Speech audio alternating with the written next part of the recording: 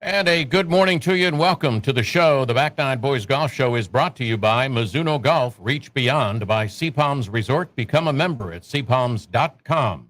By Club Car, the leader in sport utility and personal vehicles. By RSM, proud sponsor of the RSM Classic, giving back to our community. And by Bridgestone Golf. Get fit for your Tour B ball today. On the show, we're going to talk with Dr. Joe Parent, author of Zen Golf, about how to get into that Zen feeling on the course. Then we'll talk with Tom D'Angelo of the Palm Beach Post about his 2-hour in-person interview with Greg Norman. And then we'll have impressions from Dave Schultz. He went to the first LIV US event in Portland, and he was there, and we're going to talk to him about what he felt about it, how he feels about the LIV tournament, and the format. But first up is our interview with the author of Zen Golf, Dr. Joe Parent. It's about getting out of your own way and getting the most out of your abilities.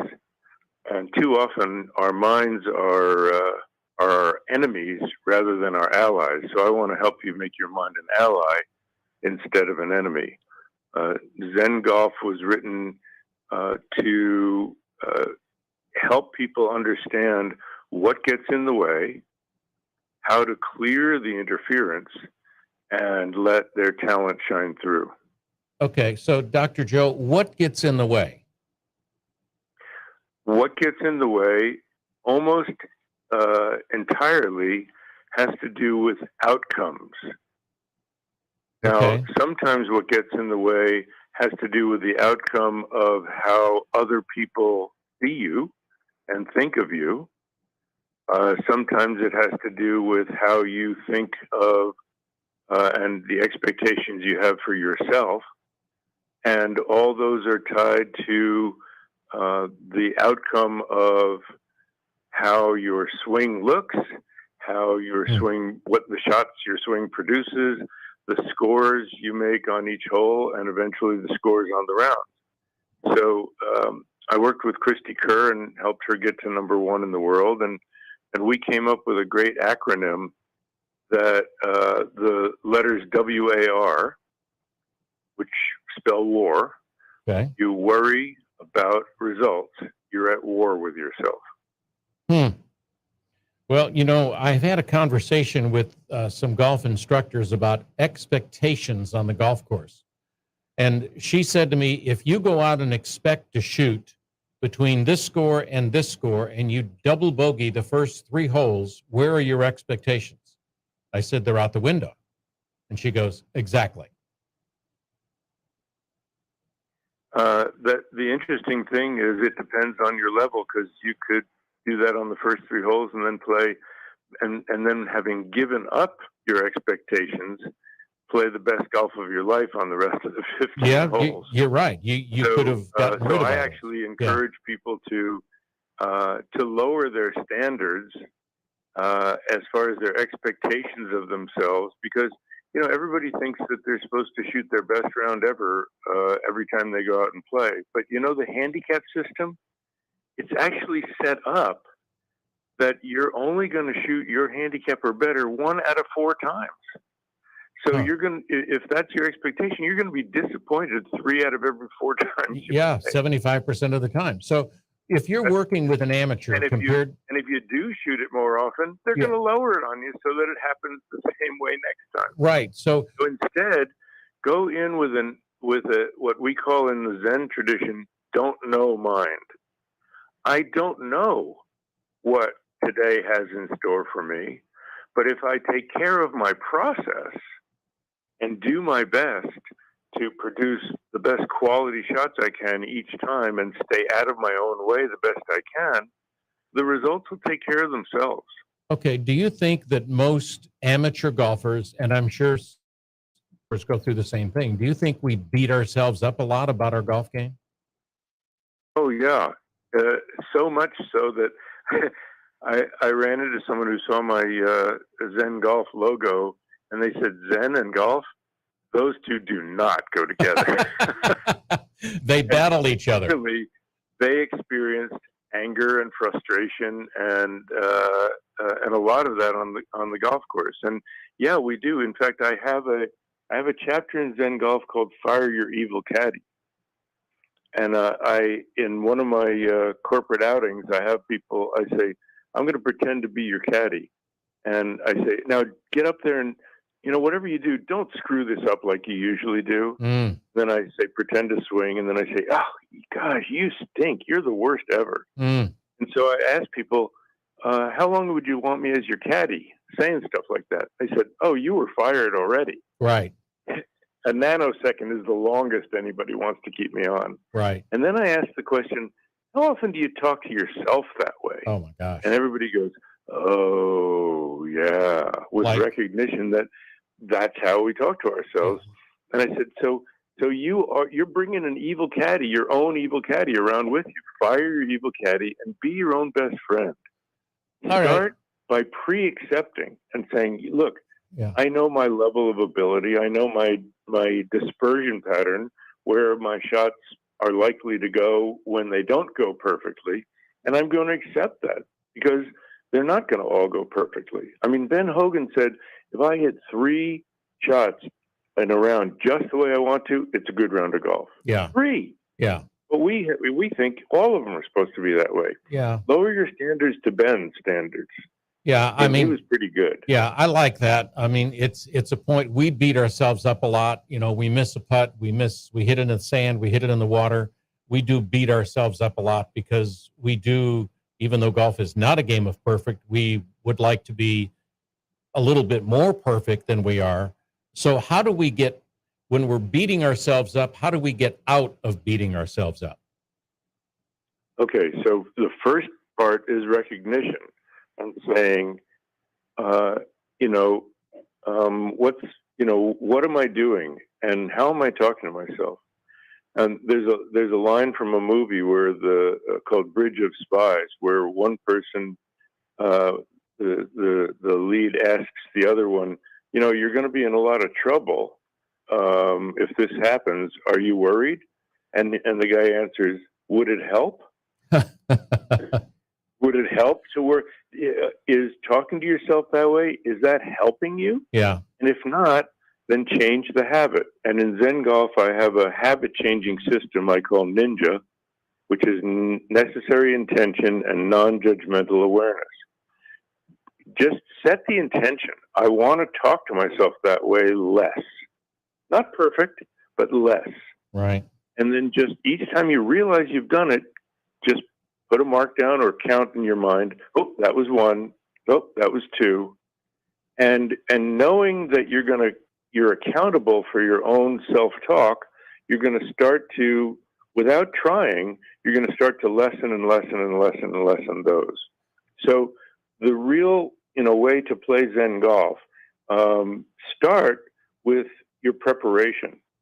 And that is the most important thing. And, I was asked to do at a corporate outing where it was a shotgun start to give a 30-second lesson before everybody teed off. Oh, wow. I said, okay, here's what I got for you. Before you walk into each shot, take a full breath, let it slowly go all the way out and let yourself feel really settled and grounded, and then proceed with your shot. And I can't tell you how many people came up and said, geez, that one thing just transformed my round. Wow. So that's what I have to offer for your listeners. Just start with that and have a clear picture where you do want the ball to go, and pick a club and make a plan that you can handle whatever the results are. Because, as they say, if you can't handle the truth, if you can't handle the results, you're going to get in your own way, and you're going to either try to help it do something or try to avoid something bad, and you're not going to make a free swing.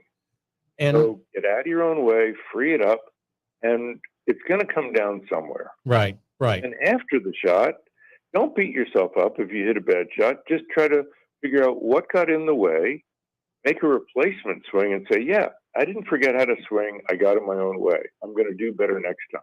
Well, that keeps you from beating yourself up. Yeah, and you always know what happens when you hit a bad shot or you miss a putt or you put it in the water, whatever, and then you say, well, let me just hit another one for the heck of it, and that other one goes perfectly exactly where you wanted it to go. It goes in the cup. It doesn't go in the water. And you say, boy, Bubba plays really good. Why couldn't I do that the first time? Well, that's why we have the phrase in golf: second team All American, and Yeah. let the second guy hit first. Yes. And it's so common. In fact, I had a student who would go up and pretend to hit a bad shot. He'd swing the club near the ball and go, oh crap, and say, oh, I'll just hit another one, and then actually play the shot and hit a good shot. Wow. Isn't that funny? Interesting concept. So that's how we are. Yeah. So the whole point is that when we get out of our own way, we know how to play. And sometimes we don't know exactly what happened. Don't overanalyze it. Just make the swing you wish you'd made. You know what that feels like. Yeah. Then go on. Yeah. Yeah. If you got to get your hips through it or swing the right way, just go ahead and do it and quit beating yourself up. Give us how to get the books, Dr. Joe. I'd rather you didn't think so much about your technique as your rhythm, freedom. Yeah. Just make the swing that feels rhythmic and free, and then say, that's what I want to do next time. Well, Dr. Joe, give us how to get some of your books, especially Zen Golf. Wherever fine books are sold, Amazon and all the other booksellers, and you can see all of my books on my website, drjoeparent.com. Golf, I'm definitely going to try and think a little bit differently on the golf course. Thank you for your time. Bye-bye. That is Dr. Joe Parent, author of Zen Golf and other Zen books, trying to help us think a little bit differently and not be so hard on ourselves. Up next is reporter Tom D'Angelo, who sat down with LIV Commissioner Greg Norman. We'll be back with him right after this on the Back Nine Boys Golf Show.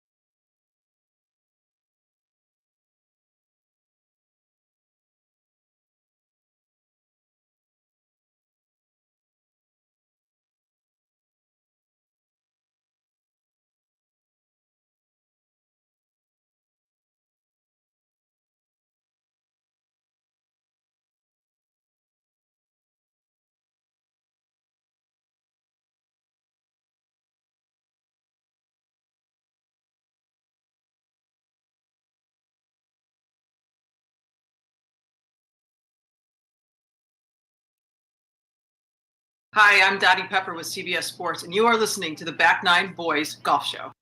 And welcome back. I'm Rich Stiles. Our next guest sat down with LIV Commissioner Greg Norman in his office in Palm Beach. It's Tom D'Angelo, who writes for the Palm Beach Post. And Tom and I talked the other day about his time with Greg Norman. It was interesting to say the least, which is anybody would say about talking to Greg at this time in his life. Right. Greg has been on this mission since 1994, and he's always had an issue with the PGA for all the reasons he has stated, and the word he uses more than any other is monopoly. They have monopoly on their players, on golf. Right. So he went through everything he has been through the years. The vision for LIV, which is really interesting. A lot of things I haven't been out there in Portland that I didn't know, and he's pretty determined to make this work. He believes it's going to make this work. There's a lot of things that have to happen. I still believe. Look, Saudi Arabia is not going to run out of money, so Right. There's always going to be money. Right. The question is whether they continue to how patient they are in backing and putting out the money. The billion. I mean, we're talking billions Right. of dollars that are going to be put out for this.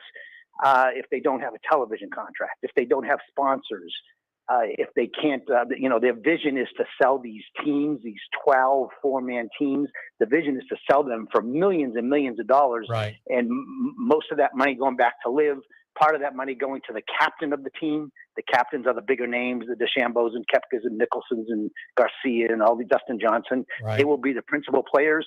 They will have a stake in the team. And then the idea is these teams run as independent contractors, and they market themselves, and they go out and get their own sponsorship. Wow. All right. And let me ask you this. A lot of that money goes back to LIV. All right, Tom, what is the vision for LIV according to Greg Norman?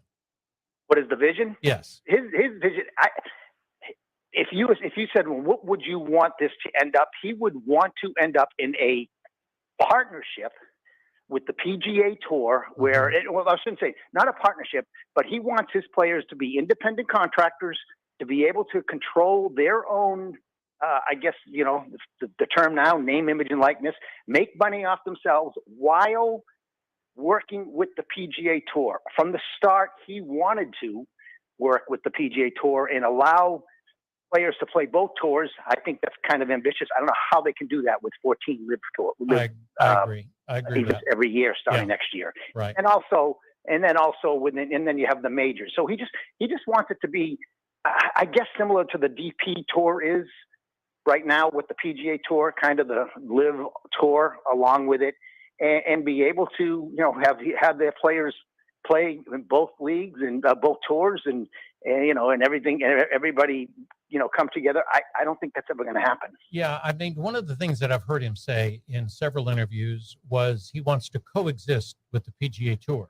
Right. Now, that's fine for him to say. However, some of the language that he's used in some of the releases and press conferences shows me or tells me that it's not a coexist. He wants what he wants, and he wants the PGA Tour to kind of give in to what's happening with LIV Tour. Right, and I think at the start,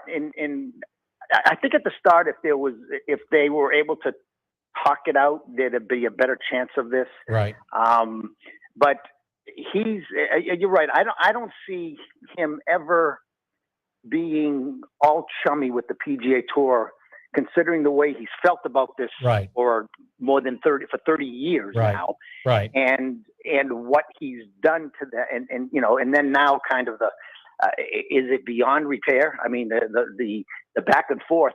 It's gotten to the point of being petty, and I'm going to say both sides. I wrote a column about this. Both sides it got petty. Sure. But it got ugly, and the things they've said about each other.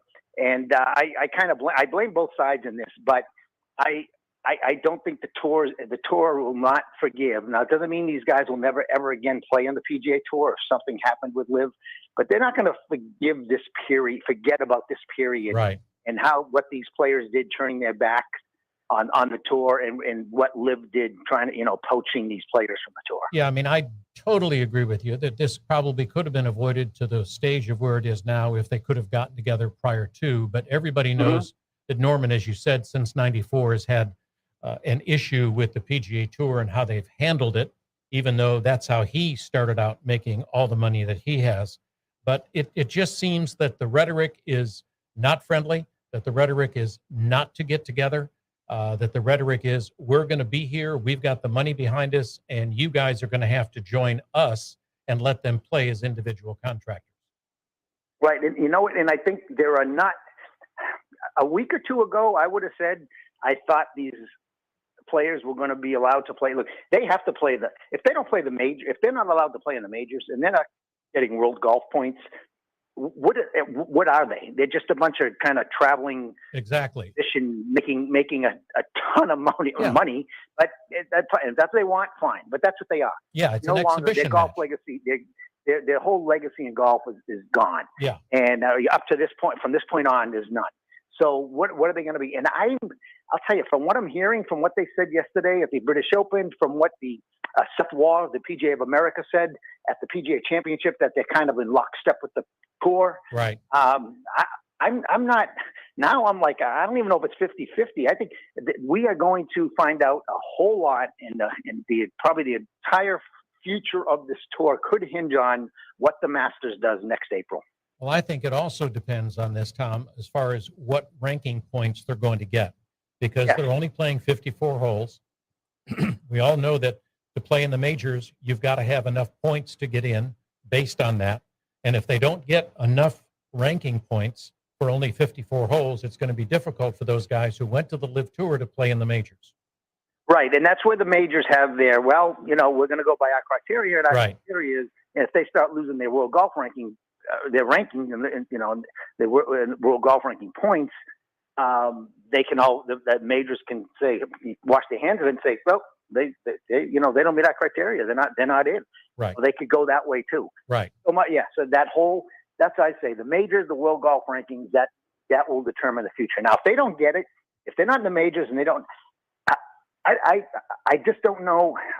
I'm just surprised that these guys committed and just walked away without knowing the future. And to me, those players who did that, it's one thing, and they showed their hand. They cared nothing about anything but the money, because if they're happy, and they're like, Brooks Koepka's happy at 30. Mickelson's all right. He's in his 40s.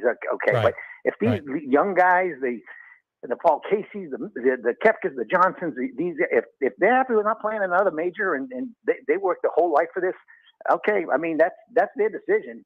But man, I got to question that, what they were really thinking, and if 5, 6, 10 years down the road, will they be happy they made that decision? Aside from sitting on a boatload of money, will they be happy they made that decision? Let's face it, they went for the money, and there is no doubt about it. I mean, I've talked to PGA guys, I've talked to PGA Tour caddies. They definitely went for the money, disregarding all the history.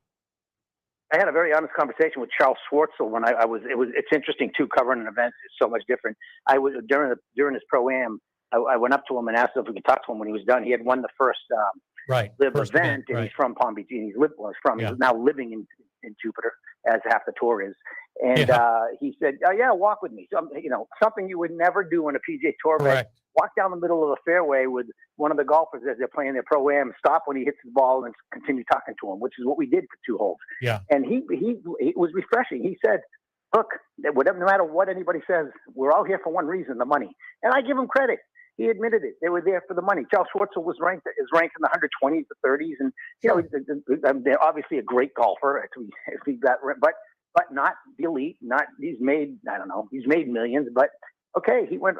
I get it, but just be honest about it. And some of these guys, like Pat Perez, I was missing my kid's birthday. You know what? That's on you. Yeah. Don't go to that tournament that weekend. You didn't have to go to that tournament that weekend and miss your kid's birthday if it was going to bother you this much. Exactly. So because if your kid's birthday is the same weekend as one of those 14 events next year, you're going to miss it again, because those events now are tied to team standings, and those team standings are tied to a year-round. It's a year-round, a compilation of points and all that. Right. So that all was, I had no sympathy for that, because those were just excuses for the ones who didn't want to say, I just went for the money. Yeah, and that's the thing. I mean, DeChambeau and a couple of others have said we went for the money. There is no doubt. And to say that you're going to miss your child's birthday or that you wanted to have more time with your family, just take off more if you're still playing on the PGA Tour. And they're just, what I get upset about is that they're not basically telling the truth of why they went. Right. And you know what is so if they get their goal is to play live in the majors. Well, there's 18 events right there. Right. And you can't tell me they're not going to play a couple more somewhere. Exactly. There is no less time spent on the golf course doing this. Right. Other than the 1 day a week, other than the 3 rounds. Yeah. Yeah. And I think that's going to be the detriment as far as world ranking points. They're not going to get the same, and it's just going to be different. And right now, I think it's a pro-am. It's an exhibition of playing with a pro, watching 4 pros play together. There's no drama in a shotgun start as far as I can see. I'm not a fan of the format, but I could be in the minority as far as that concerns. No, I don't like that. I'm with you with the shotgun start. Yeah. It's very weird. They all come into scoring it where the end of it is like a, it's, yeah. It's like cattle coming into the corral. And so you're all over the course. And the other thing is they talk about fairness in the shotgun start. And the part about it was, you have your early wave and your late wave and the weather, and someone could get an unfair advantage because they go in the afternoon and it's windy. That's just happening today at the British Open. But here's the thing: you have guys, you're coming down to the end, and if you're 2 guys that are fighting it out, and one's got 3 of the easier holes left, and one's got 17, 18, and 1, 3 of the harder. There's nothing. It's the same thing. There's no way you're going to get it 100% fair and even and equal. There's always something. So it just depends where you start and where you end. And if you're tied coming down the end, and someone has like 6 and 7, and they're the toughest holes in the course, how is that? There's all kinds of they can spin it any way they want to make it. But it's not the same. It's better for them, but you can always pick apart that. Exactly. All right. One last question. How did you find Norman? Was he defensive? Was he just very open? Was he kind of nonchalant about it? He's arrogant about it. Yeah. He's just. Oh, that's Greg. He's sitting there come at me. I don't care what you say. This is the way it's going to be. I don't think he cares one bit. And the best part about this is, he didn't even. I was sitting there when the story broke that the Department of Justice is looking into the PGA Tour for antitrust violations. Okay. And we were sitting at the desk. His publicist got a notification. She showed him, she just showed him the phone, the headline, and he said, "Hey, show him." So they showed me the headline, and he just continued on talking like it didn't matter. Right. He's just. I guess the best way is arrogant, and that's good or bad, I don't know. I guess if whether we agree or anyone else agrees with what he's doing, he's in it 100%. I give him that, and he thinks it's going to work, and he thinks because I'm Greg Norman, I'm going to make it work. That's great. If it works, that's probably the only way. The reason it will work because of his attitude toward it, and he's not backing down from anything. Well, and he's just not. Yeah, I'm just okay, fine. Department of Justice. I knew this was going to happen, and he went on and talked about it. Didn't blink. Not one bit of reaction when he saw that headline. Yeah, but it's his arrogance, his determination to hurt the PGA Tour, and the Saudi money doesn't hurt. That's a combination that is going to be hard to beat. Yep. And you know what? And he gives the same talking points. I knew I wasn't going to get anything different about him on the Saudi money, and actually, from someone who's spoken a lot with both sides of this. I do get both sides. I understand it. Doesn't mean I agree with both sides. Right. I understand it. And I get the points where, he has the talking points. Where do we get our gas? Why the NBA's in China? There are 23, however many. There are companies the PGA Tour is doing business with who have ties to Saudi Arabia. Right. Me, and this is just me, and this is my thinking. A lot of this, I think, but those people, when the F1 goes to Saudi Arabia, the F1 is not run out of Saudi Arabia. They have a race there. There's a horse race there. There's a tour. There's a women's. There's tournaments there. But this league is funded directly by the Saudi Arabian government. Right. He's the PGA Tour working with companies who have ties. I get it. That's it's ammunition for the other side, 100%. But it's different. Yep, I got you. Tom, thank you for taking the time to talk to us. Appreciate the info, and we'll talk again too. My pleasure. Thanks for having me. All right, thanks. That is Palm Beach Post reporter Tom D'Angelo sitting down with Greg Norman. Up next after a break is Dave Schultz, president of Next Links, who went to the first U.S. LIV Portland event. Have you got kids, and do they like birthday parties? Well, one place they have those is at CJ's Italian Restaurant. You can even ask when you go in, if you are there, to ask for pizza dough so they could pass some time away. Check out their monthly specials created by the local elementary schools. Part of the proceeds goes back to those schools. They're family-owned, operated business. Most of their food is made in the kitchen from scratch every day, including the pizza doughs for the deep dish, thin crust, cauliflower, bread, sauces, dressings, toppings, meatballs, lasagna, and that list goes on and on. Check out the full menu. And that deep dish is incredible, mouth-watering for sure. Check out the full menu at cjsitalianrestaurant.com.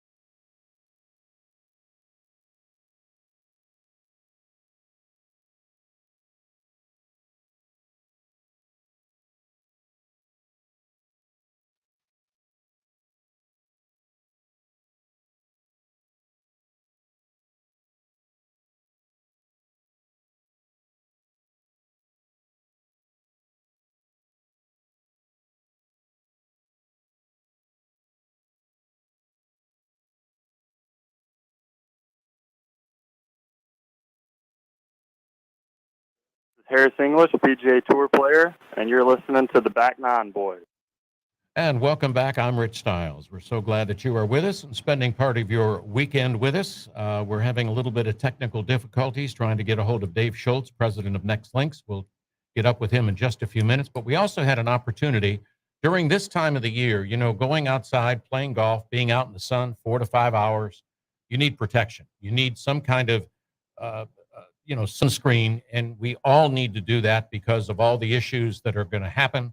And we had a chance to talk with Randy Wyatt of SkinView about what we need to do and we should do every day, whether we're playing golf or we're just out in the sun every day. Here's that interview. When you don't protect yourself, you develop bad things that sometimes turn out to be very insidious disease called skin cancer. And the reason that SkinView came into existence is because there's a huge disparity in the area of skin cancer in dermatology. One of the disparities are there's just not enough dermatologists around, and in the United States, our healthcare system, as it is in other specialties, there's parts of it that are broken. 70% of the people in the U.S. do not see a dermatologist for preventative care in the United States.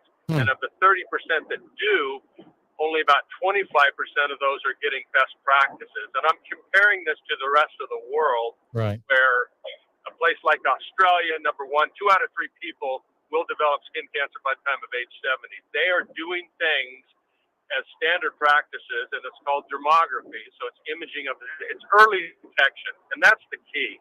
You know, I don't care what you're doing to protect your skin, as long as you're doing something to protect your skin, right? Wearing the right clothing, wearing the right sunscreen, and doing early detection, getting your skin checked is so important, because if skin cancer is detected early, it's 99% curable. It is the most cancer out there, yet it is the fastest growing cancer in incidence than any other cancer. Is that because people don't wear any protection, that they don't wear any, skincare products or suntan lotion? A lot of that is people, men are worse at it than women. Right. Yeah. Sorry to say that, but Yeah, it is. we just are. And I own that. But yeah, there's not enough education out there. People don't know. Even the people that are going to see a dermatologist aren't aware that, you apply sunscreen, but then when do you reapply? Well, you better be reapplying that sunscreen every 2 to 3, 4 hours. It does wear off. Yeah. And that is Randy Wyatt, who is the president of SkinView, talking about we all need to do sun care and take care of ourselves. And we do know that. We're back now over those technical difficulties. For sure, the show is live. We know that. So Dave Schultz is president of Next Links. He also traveled to the first U.S. LIV event. Good morning, Dave. How are you? Good morning, Rich. I apologize. Time zone issue. That's okay. I understand that. I mean, whether there is a time zone difference or not, there are still some issues sometimes when you go live. But let me ask you, why did you want to go to the first LIV Portland event? Well, one, I was invited, and two, with all this excitement around it, I say excitement with a caveat, but there's certainly a lot of energy behind it, Sure. right? So I just wanted to see what the whole event was all about. I wanted to see for myself firsthand. And what were your thoughts going to the first event? It was incredible, right? So a lot of what I heard going in was about the format of the 54, the shotgun start, and a lot of that was, negative Right. about the competition, about, how it would come off. And so, for me, getting there and being able to experience the actual competition, watch the players prepare, get ready for their games, et cetera. It was just really exciting to be there, and it was really exciting to have sort of a firsthand impression about it. All right. You've been to PGA Tour events. How did the LIV event in Portland compare to some of the PGA Tour events that you've gone to? it was different, Rich. It was, there was certainly, I love the PGA Tour and I love PGA Tour events for one. And, there was the players were a little more relaxed. They were a little more interactive with the crowd. It was, you talk about it being an exhibition. It was an exhibition. It was an exhibition of excellent golf. But it was also very, very competitive. One of the things that I've heard, as a negative about it is, about the shotgun start and how the lead players won't finish on 18 on the last day and all that. What they did on the last day is they actually stacked the two lead groups on the first tee. So, it was almost a guarantee that the winners would come in on 18. And in fact, they did. Okay. So they kind of changed it up a little bit, maybe to create a little bit more drama. So you could see out of the 8 players that were in those 2 foursomes or 2 threesomes, whatever they had, that you'd be able to see possibly the winner.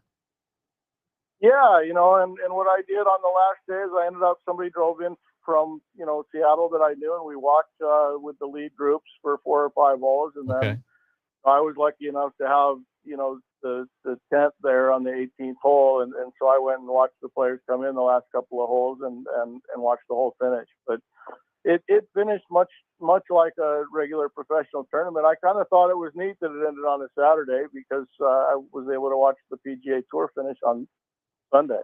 Yeah. I mean, 54 holes. I know there's been a lot of criticism from a lot of players about, they're not going to be able to get world ranking points, or if they do, they're not going to get as much. That could be an issue coming up in the future. It could be, but it seems less and less likely, right? I mean, that's where we really do get into the legal aspects of it. It seems that the new tour has a pretty good legal footing in terms of really, sort of challenging the ability to get ranking points, because there's other events that are not 72-hole events that are getting ranking points now. But, I think the real key, Rich, is how do we figure out how to sort of acknowledge that tour can exist and should exist, really now that it exists, right? Let's not say it has to die. Let's figure out how to get the tours to work together, and that doesn't mean, when I hear about that, you hear about having your cake and eat it too, right? Right. That doesn't mean that these players that have gotten paid a bunch of money to go to this new tour, you just be able to drop in and all of a sudden collect all the money from the other tour whenever they want, right? I think that what really needs to happen is that leaders get together and figure out what the right answer is for the fans and the customers. Well, let me ask you this. Do you think, Dave, that the leaders, I mean, we've known about this for quite a while. It's not like it came up over a weekend. Do you think that the leaders, Norman and Jay Monahan, maybe should have tried to get together maybe a year ago to try and work this out?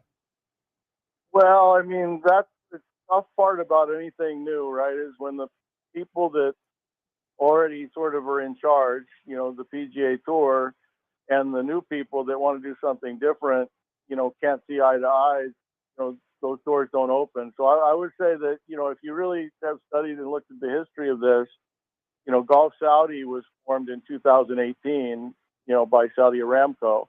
Right. And, the desire certainly was not to allow it to get to this point and create all these problems. But, the history of the PGA Tour is if it's not, our idea and we don't own it, then it can't happen. And so, when you get people that have a business plan that are determined to really, execute on their business plan and it interferes with the status quo, sometimes you have to break things before they can get better. And I think we're in that mode right now where things are a little bit broken. But, watching here it is, open weekend, and wow, what a great tournament. I even heard Brandel say on the after show yesterday, no matter what you think about LIV, it certainly is creating more drama for this weekend's championship than, any other championship you could remember. So, from a fan perspective, I'm already kind of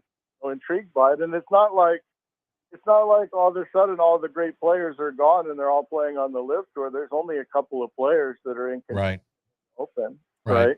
Right. So, Well, Dave, hold on. We got to take a quick break. We're going to be back with Dave Schultz, president of Next Links, talking more about the Live Portland event right after this on the Back Nine Boys Golf Show. Stay with us.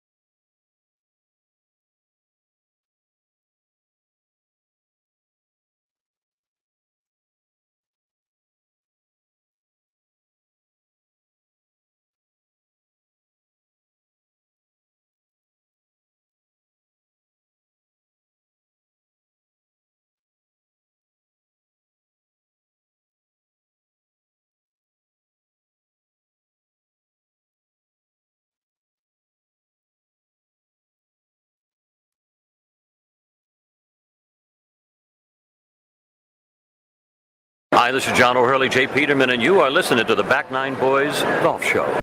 And welcome back. I'm Rich Stiles. We're on with Dave Schultz, president of Next Links, who attended the first U.S. LIV event. You know, Dave, I was thinking while we were in that break that, you know, one of the things as a spectator, and you've been to many PGA Tour events, you're there for most of the day. I mean, you know, you may be sitting at 16 waiting for the groups to come, but in this tournament, you know, you're spending a lot less time at the golf course.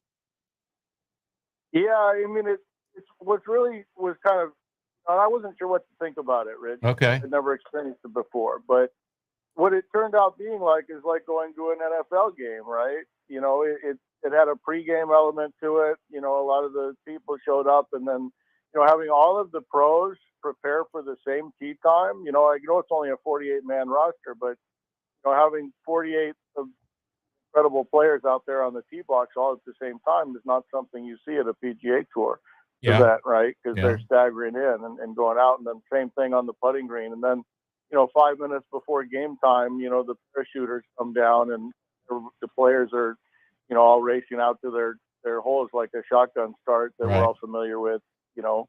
And then the play starts. You know, the first day I posted up on a par 3 and just watched balls fly in for a while, and then, you know, then I realized I had access to the VIP tent, and I spent a little more time hanging out in there. But it was just fun. It was just, you know, the other thing I would say that was different, you know, I heard Tiger talking about what he called blaring music, you know, keeping in mind that these guys are really, you know, trying to spin it in a little bit of a negative light. You know, what I found out about the music was that, you know, on a PGA Tour event, I'm walking around, my legs get tired. You know, same thing happened here, but, you know, every 3 or 4 holes where the big scoreboards are, they just had ambiance music, right? It wasn't loud blaring music. It was just sort of, you know, pick me up music. And so I observe and watch people. So I just see people kind of dancing and whatnot. And having a little bit of music out there on the playing field was a positive. And yeah, it just sounds like, you know, there's obviously more things going on than with a regular PGA Tour event. Let me ask you this. You're a fan, and you say you like the format, you know, you like the way it happens, you like, you know, the time you spend at the golf course.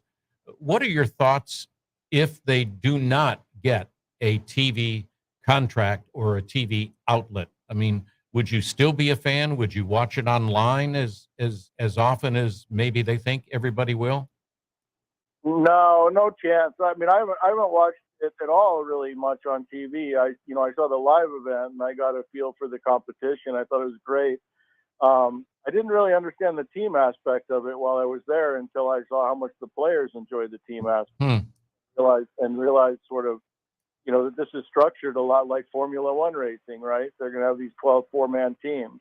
Right. But keep in mind that they've already done media rights deals internationally. What they're really doing is they own all their own media content, a little bit like Augusta National does, right? For the Masters, they produce their own content and then distribute it. And so they've already got media distribution rights in a lot of markets. They're just waiting for the U.S. market until they have their product right. And I was there, and there was people from ESPN there. I mean, there was all the media companies were there watching this thing with me, and it really is not at all this sort of goofy negative exhibition type event that it's being portrayed to be, right? It was definitely highly competitive and very high quality golf. Well, we got time for one more question. Rumor has it, and did you hear any rumors about maybe other players, including possibly a top 10 player who might leave the PGA Tour for the LIV Tour? Yeah, I mean, you see these players and how their names come up, and they're like, oh no, not me, not me. I've heard that there's at least maybe 3 or 4 next week after the Open, and it's going to be. I'm sure we're all going to be guessing, over this weekend which ones they are. So, I have some guesses, Rich, but I don't want to say them out loud because then I'll become part of the problem, right? No, you won't. Come on, Dave. Do it. Give us one. Give us one. I don't want to become part of the problem. I want to be part of the solution. You won't even give us one. I would, but then I'd be wrong, and then I'd... Oh, we all could be wrong. We all could be wrong. Dave, I really appreciate you going up there and getting up early since you're out in California and being with us this morning. Thank you so much for being with us. Yeah, I apologize for the screw up. It's okay. That's all right, Dave. Thank you. Dave Schultz, president of Next Links, with us on the Back Nine Boys Golf Show. We'll see you next week. Go to back9boys.com for all things golf whenever you want it. We'll be back next week with an